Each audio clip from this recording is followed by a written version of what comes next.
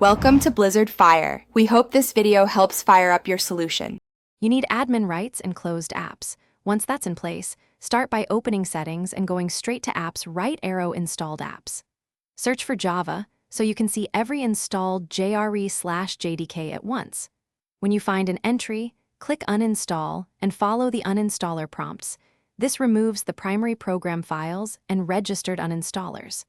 Make sure to repeat for each Java entry you see. Doing this first removes the bulk quickly and prevents running versions from blocking later cleanup steps. Once done with settings, continue by opening Control Panel, right arrow Programs and Features to catch older or alternate Java installers that settings missed. Uninstall any remaining entries there. Next, edit System Properties, right arrow Environment Variables, and remove Java Home and any Java-related path segments. This prevents commands from finding removed installs.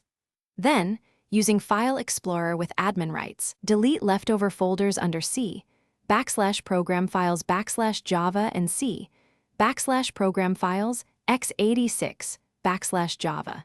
These steps to finish, reboot so Windows clears locks and updates environment changes.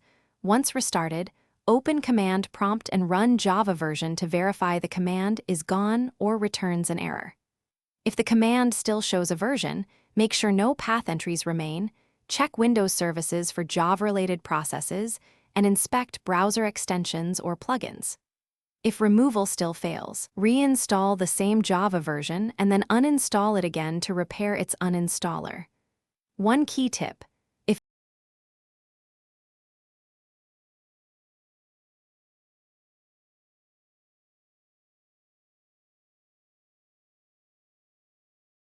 Thanks for watching. If you found this helpful, don't forget to like and subscribe.